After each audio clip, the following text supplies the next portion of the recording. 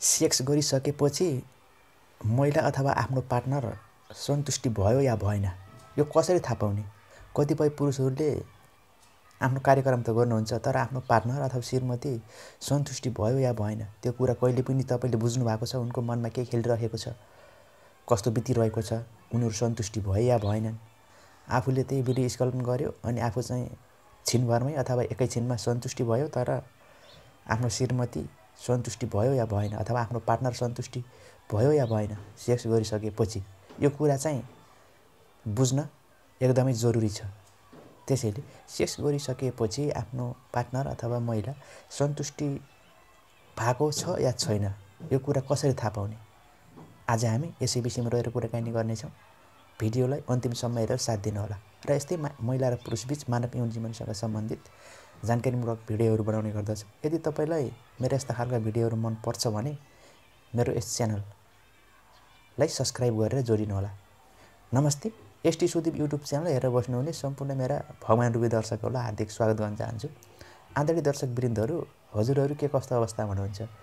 जे जस्तो अवस्थामा भए तापनि स्वस्थ रहनुहोस्, मस्त रहनुहोस् अनि व्यस्त रहनुहोस् भन्दै ढिलो नगरिकन लागौँ आजको विषयवस्तुतर्फ। आजको विषयवस्तु रहेको छ सेक्स गरिसकेपछि अथवा सेक्स गर्नुभन्दा पहिला नै सेक्स गरिसकेपछि तपाईँ र तपाईँको पार्टनर बीच आफ्नो कार्यक्रम भइसकेपछि तपाईँले त वीर्य स्खलित गर्नुभयो।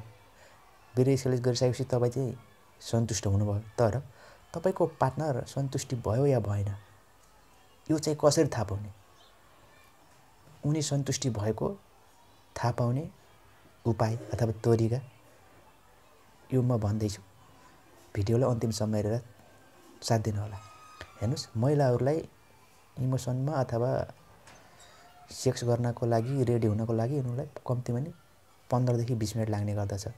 तर पुरुषहरू एकदम छिटो तयार हुन्छन् र छिटो स्खलित गर्ने र छिटो कार्यक्रम सकेर आफू चाहिँ आनन्द लिने तर आफ्नो पार्टनर चाहिँ ले आनन्द लियो या लिएन यो कुरामा कहिले ख्याल नगर्ने। यसमा एकदमै विशेष ध्यान दिनुपर्छ अथवा ख्याल गर्नुपर्छ।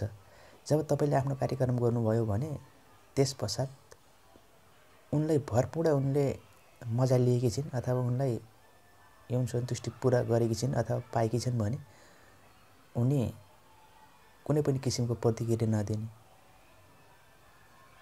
उनी मस्त तरिकाले सुत्ने, लामो सास फेर्ने मजाले, त्यस पछाडि आनन्द परेर सुत्ने गर्छन्। यदि उनलाई त्यो कार्यक्रम पुगेको छैन भने छटपटाउने, उठ्ने, बस्ने, भित्र बाहिर गर्ने, उस्तै परि चर्किने, झर्किने, चिथारिने यस्तो पनि हुन्छ। त्यसैले जब उनीहरूले आफ्नो भनेअनुसार यौन सन्तुष्टि प्राप्त गर्न पाए भने उनीहरूले कुनै पनि किसिमको प्रतिक्रिया दिनन्। उनीहरू आनन्द परेर उता फर्केर सुत्छन्। जब उनीहरूलाई भनेअनुसारको यौन सन्तुष्टि प्राप्त गरेनन् भने आफ्नै पार्टनरसँग रिसाउने, चर्किने, झर्किने, उठ्ने, बस्ने, उचालिने, पछारिने यस्ता किसिमका कार्यक्रम गर्छन् अथवा लक्षण देखाउँछन्। त्यसैले उनीहरूलाई भरपूर्ण रूपमा यौन सन्तुष्टि दिनको लागि सबैभन्दा महत्त्वपूर्ण अथवा सबैभन्दा ठुलो भूमिका खेल्छ फोरप्लेले। तपाईँ मजाले टाइम निकालेर फोरप्ले गर्नुहोस्। जब उनको योनिबाट अत्याधिक मात्रामा पानी निक्लिन्छ तब उनीहरू सेक्स गर्नको लागि पूर्ण रूपमा तयार हुन्छन्। तर पानी निकाल्नको लागि टाइम चाहिँ लाग्छ।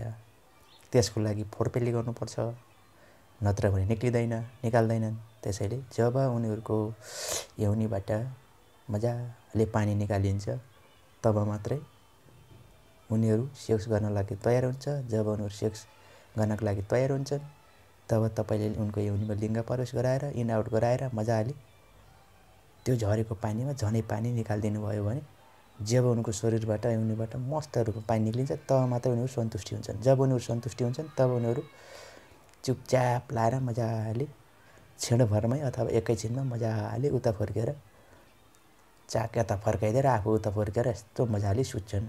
जब उनीहरू आनन्द परेर सुते, घ्वार परेर सुते भने यो सम्झिनुहोस् कि उनलाई आज डोज पुगेछ भनेर।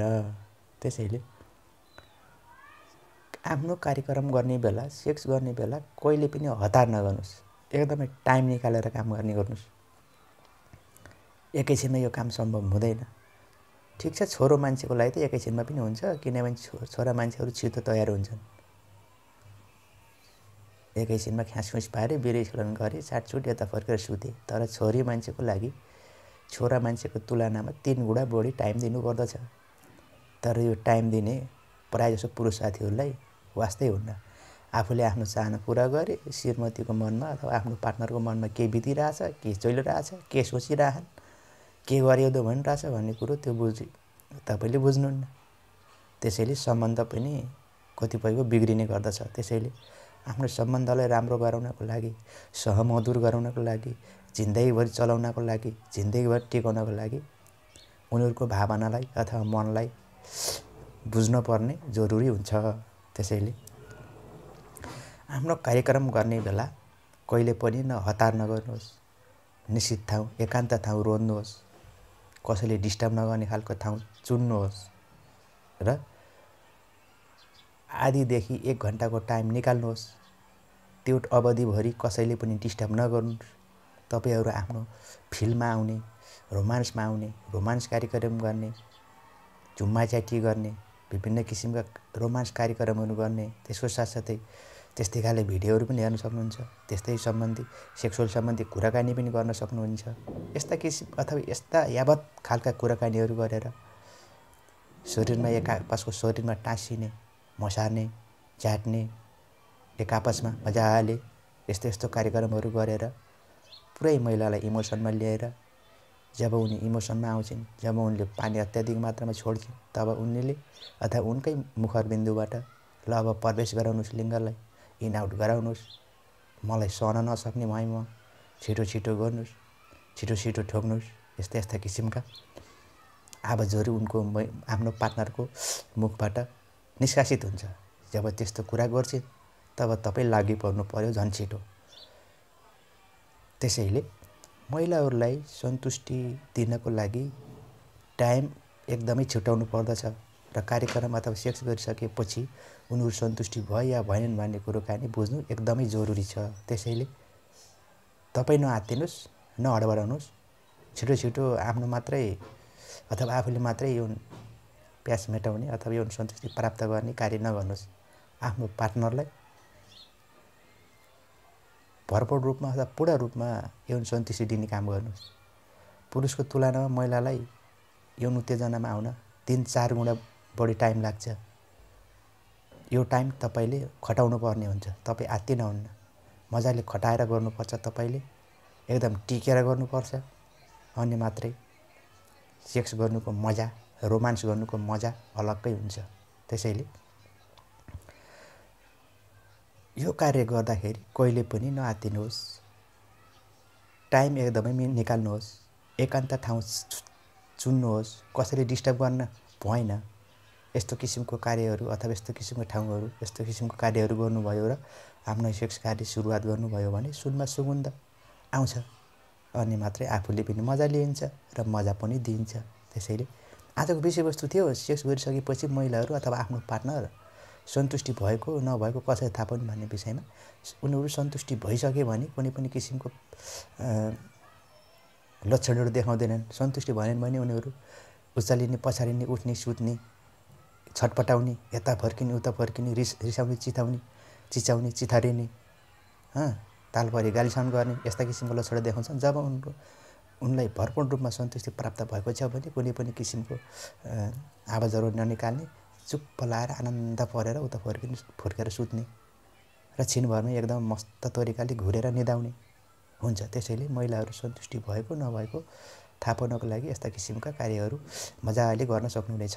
सबैभन्दा पहिला म के भन्छु भने टाइम निकाल्नुहोस्, नआत्तिनुहोस्, नमात्तिनुहोस्, मजाले टाइम निकालेर एकान्त ठाउँमा कसैले डिस्टर्ब नहुने गरेर कार्यक्रम गर्नुभयो भने भनेअनुसारको मजा लिन र दिन सक्नुहुनेछ भन्दै महिला र पुरुषबीच मानव यौन जीवनसँग सम्बन्धित जानकारीमूलक भिडियोहरू बनाउने गर्दछु। यदि तपाईँलाई मेरा यस्ता खालका भिडियोहरू मनपर्छ भने मेरो यस च्यानल अर्थात् एसटी सुदीप युट्युब च्यानललाई सब्सक्राइब गरेर जोडिन सक्नुहुनेछ र आगामी दिनहरूमा यस्तै जानकारीमूलक भिडियोहरू लिएर म हजुरहरूमा उपस्थित हुनेछु भन्दै अहिलेलाई म यस भिडियोबाट बिदा हुन चाहन्छु। स्वास्थ्य रहनुहोस्, मस्त रहनुहोस्, व्यस्त रहनुहोस् र यौन सम्बन्धका बारेमा कुनै समस्या भए मलाई भन्न पनि सक्नुहुनेछ। त्यसको समस्याको समाधान लिएर म अवश्य आउनेछु र सल्लाह सुझाव पनि दिनेछु। हस् त, धन्यवाद।